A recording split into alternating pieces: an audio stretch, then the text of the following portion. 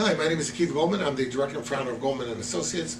Our firm has a primary focus on family law here in Michigan, and we are continuing our video series designed to educate the viewing audience on issues that are significant in family law. So please subscribe to our channel.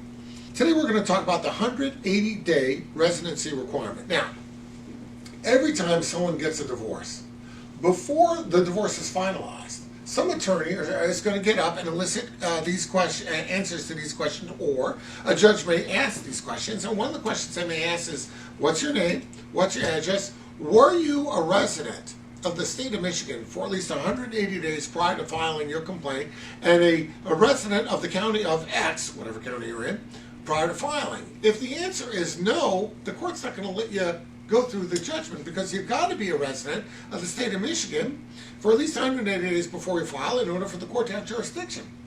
On top of that residency requirement, there's another situation where the 180 days becomes important. The court tends to have a life cycle of divorces with children that equal 180 days.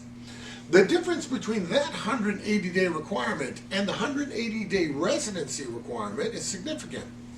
With respect to a divorce with children, it is true that the court will tend to schedule the life cycle of that case to go for a period of 6 months. The idea being that there's sort of this waiting period with 6 months if you have children. So if you start your case in January, the court's not going to allow you to finalize till June, July. Why? You're waiting 180 days because you have children.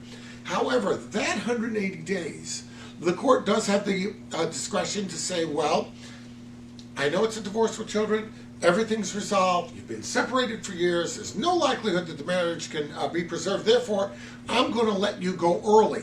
And the court can do that and let you finalize your divorce even before the 180-day has passed. That's a different 180 days than the 180-day residency requirement. With respect to the requirement that you be a resident in the state of Michigan for at least 6 months prior to filing, with respect to that requirement, the court really doesn't have that discretion to say, oh, I'll waive it. It's a jurisdiction thing.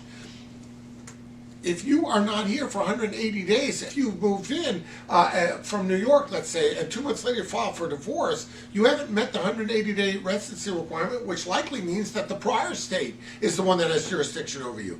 And the court is not in position to really waive that rule.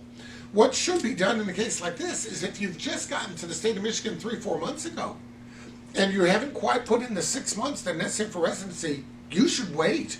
Wait the other couple months and get it done. Because in the absence of some unbelievable emergency, which the court will probably not grant anyway, the 180-day residency requirement is something that is jurisdictional, and the court really, under normal circumstances, is simply not in position to waive it. It's not the same as the 180-day requirement of the lifespan of a divorce with children. If you have any questions about that, reach out. We'll be glad to help you out.